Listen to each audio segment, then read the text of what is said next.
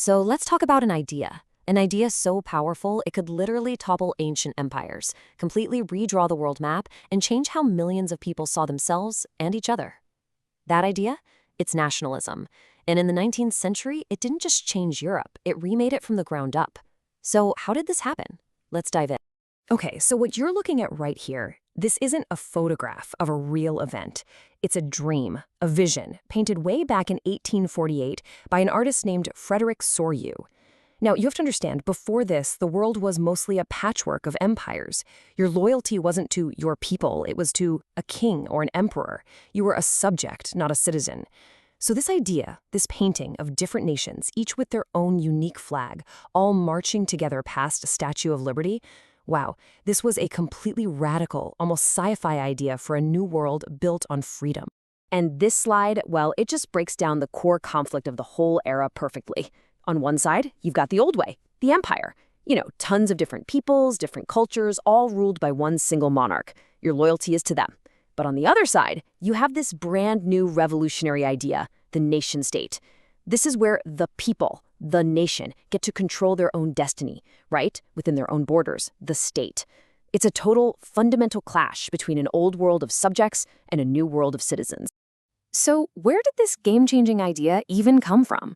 Well, our story really kicks off where a lot of modern stories do, the French Revolution, back in 1789. And you gotta realize, the revolutionaries had this massive challenge on their hands.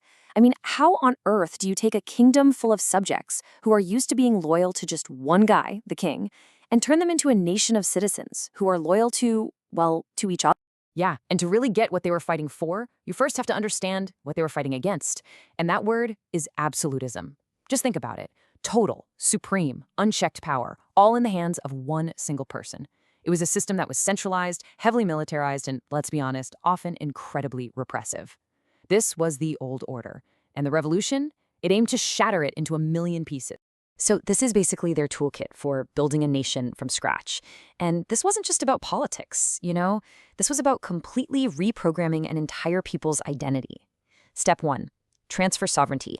Power literally moves from one king to millions of citizens. Boom.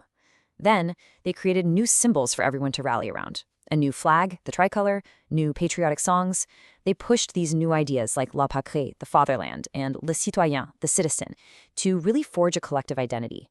And finally, to tie it all together, they centralized everything, uniform laws for all, and one common language, French, to bind everyone together.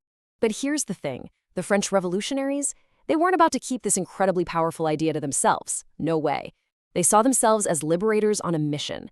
They genuinely believed it was their destiny to export this revolution all across Europe, to help other peoples throw off the chains of their own oppressive rulers. And what does that mean, inevitably? It means war. And the man who would carry this idea across the entire continent, often at the tip of a bayonet, was, of course, Napoleon Bonaparte. He is easily one of history's most complicated figures. I mean, was he a liberator, spreading the amazing ideals of the revolution? Or was he just another conqueror, building his own empire? The truth is, he was both. And this right here is the central paradox of Napoleon's whole rule. On the one hand, wherever his armies went, they brought his revolutionary Napoleonic code. This thing abolished privileges based on birth, established equality before the law, and freed peasants from serfdom. Pretty good stuff, right? But on the other hand, those same armies were also seen as foreign occupiers. They imposed heavy taxes, forced local men to join their ranks. Liberty was literally arriving at the point of a sword. And this is the ultimate irony, isn't it? By conquering Europe, Napoleon accidentally planted the seeds of his own destruction. It's like he was a postman, delivering the idea of nationalism to every single door. Pretty soon, people in Spain, in Italy, in the German states, they all started defining themselves against French rule. In the very act of resisting him, they discovered their own national identities. And after the huge disaster at the Battle of Leipzig, well, that empire of his really began to crumble. So after Napoleon is finally defeated for good, the old powers of Europe, the kings and emperors, they all gather in Vienna with basically one goal in mind, to turn back the clock. They wanted to put all the old monarchies back on their thrones, draw new borders to keep France contained, and create a new conservative order that would stamp out these dangerous ideas of nationalism and liberty once and for all. And this cartoon just perfectly captures the vibe of that new conservative order. It's called the Club of Thinkers, but look, they're all wearing muzzles. The little sign in front of them reads, "The most important question of today's meeting. How long will thinking be allowed to us?" I mean, wow. This was an age of intense censorship and repression. But it begs a really important question, right? Can you actually kill an idea just by shutting people up? Well, the answer, as it turns out, was a huge, resounding no. The idea of the nation-state didn't die, not at all. It just went underground. And then it came roaring back. First in 1830, and then again just explosively. In 1848, it erupted from below in a massive wave of revolutions that shook the entire continent to its very foundations. And make no mistake, this wasn't just one isolated event. This was a continental firestorm. It kind of starts with the Greek struggle for independence in the 1820s. Then France has another revolution in 1830, and that sets off a chain reaction. But the really big one, the one that changed everything, was 1848. They called it the springtime of peoples, when liberals and nationalists rose up pretty much everywhere, demanding constitutions and their own nation-states. And you have to remember, this wasn't just some intellectual debate happening in coffee houses. The revolutions of 1848 were fueled by real, actual suffering. We're talking widespread food shortages, massive unemployment, things that drove ordinary people into the streets. For a lot of them, the demand for a nation was also a demand for bread. And for a brief, shining moment, it really looked like the liberal revolutionaries might actually pull it off. What you're seeing here is the Frankfurt Parliament. For the very first time, you had elected representatives from all across the German-speaking lands all gathered in one room to write a constitution and create a unified, democratic Germany. This was the absolute peak of the liberal dream of 1848. But the dream died.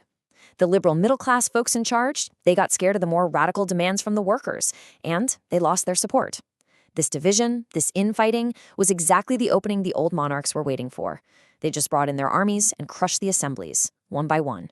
The springtime of peoples ended in a long, brutal winter of repression. So the failure of 1848, it was a massive turning point. The whole idea of building a nation from below, with popular revolutions, had been tried and it had failed. So now, a completely new model emerges, unification from above. The idea of nationalism was about to be hijacked by the very same conservatives who had tried so hard to destroy it. And the master architect of this new top-down approach was this guy, Otto von Bismarck, the chief minister of Prussia. Bismarck had zero patience for liberal debates and voting. He famously said that the great questions of the day would not be settled by speeches and majority votes. That, he said, was the great mistake of 1848. No, they would be settled by iron and blood. And Bismarck? Well, he delivered on that promise. After 3 short, decisive wars, it was done. And just look at where they proclaimed the new German Empire.